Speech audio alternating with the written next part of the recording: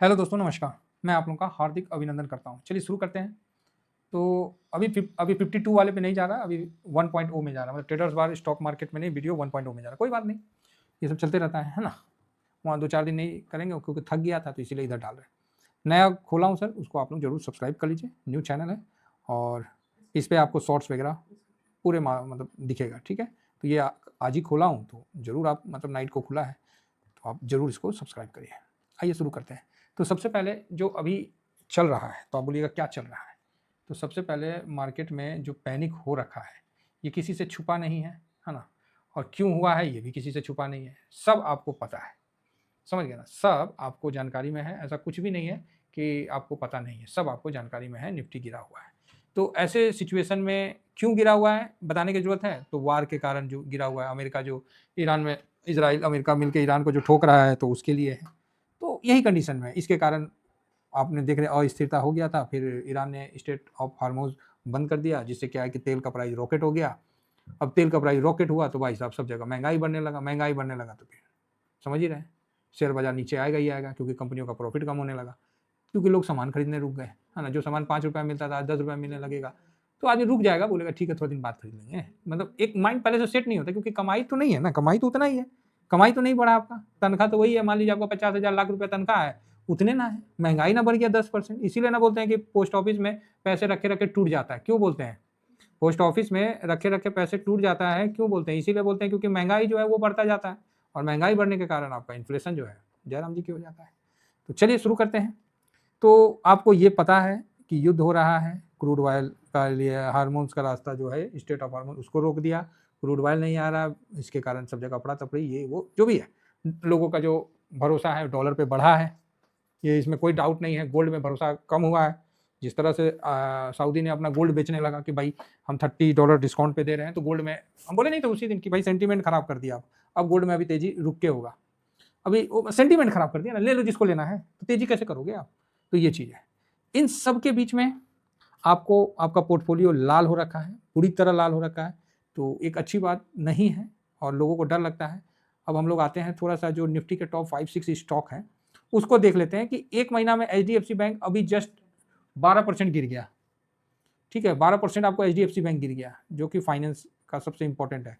11% आपको ICIC bank गिर गया। रिलायंस कंपनी, भाई ये तो तेल बनाती है, तो ये इस महीना कम से कम 4% गिर गया, तेल बनाने के बावजूद भी। और चौथा, भारतीय एयरटेल, क्या कंजम्पशन में कमी हुआ है, ये भी 11-11.5% गिर गया। उसके बाद एलएनटी पे आते हैं, तो ये भी एक महीना में तकरीबन 8% गिरा। एक दिन में ये 7% गिरा है, और एक महीना में 18% गिरा है। तो अभी ना इंफ्रा की वाट लगी है, डाउन हुआ है, नहीं तो इंफ्रा डाउन होने वाला है, तो ये चीज़ भी समझिए। इसके बाद आते हैं अगेन बैंक, तो यहाँ भी आप देख सकते हैं कि 13-14% एसबीआई गिर गया। तो आप देखिए मैंने आपको कितना बताया स्टॉक, 1, 2, 3, 4, 5, 6 में तो 3 बैंक ही है। तो अगर बैंक पे दबाव अभी बढ़ रहा है, अभी तक बैंक संभाल के रखा था, अब बैंक पे दबाव बढ़ रहा है। बाकी भारतीय एयरटेल है, लार्सन एंड टूब्रो की तो वाट लगा दिया भैया। रिलायंस भी 3%, तो इतना तो गिरा हुआ है सब चीज़। अब इस बीच में बोलोगे सर हाँ ये तो गिरा हुआ है सर, निफ्टी कितना गिरा हुआ है। तो भैया निफ्टी भी ऊपर से फर्स्ट क्लास एक महीना देखोगे तो ये भी अच्छा गिरा हुआ है। निफ्टी 50 एक महीना का देख लीजिए, तो ये भी 9%, 9.86% गिरा हुआ है। तो आप मान के चलिए ये लार्ज कैप ना, भारत के जो इन्वेस्टर उनके पास बहुत कम रहता है। जितने उल्टे सीधे शेयर होंगे उनका क्या हुआ होगा, ये तो हम सोच के भी दंग रह जाते हैं।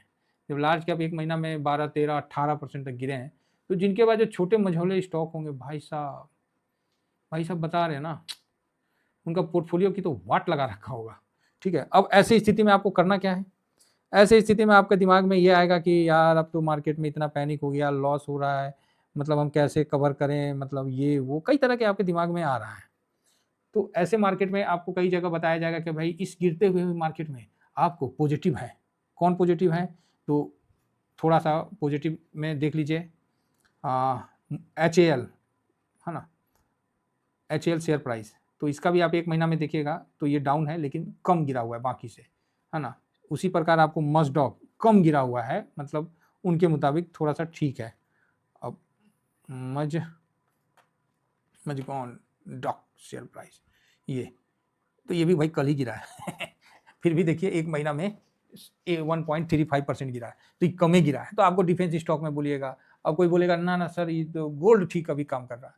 तो ये फर्स्ट बार मैं भी देख रहा हूँ कि गोल्ड का ये मतलब इस सिचुएशन है, लेकिन ये ज़्यादा दिन चलेगा नहीं। गोल्ड देखिए 1 महीना में अभी भी 2.77% अप है, क्योंकि मतलब अच्छा खासा है, ठीक है।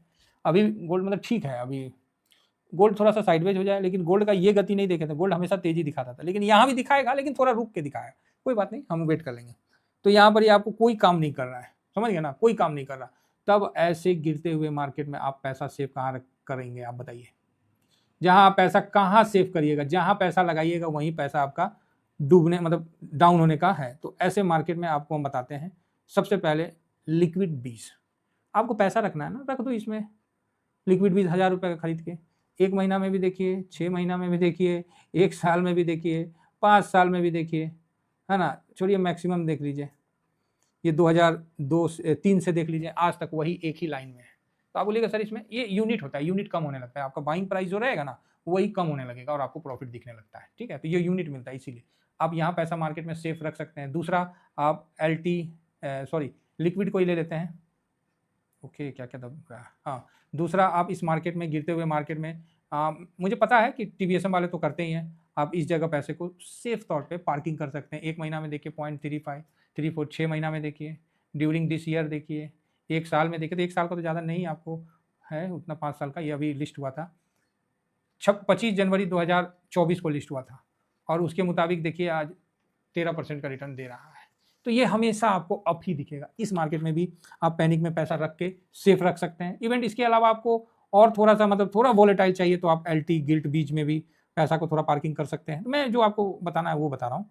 तो आप यहाँ भी थोड़ा देख सकते हैं, है ना।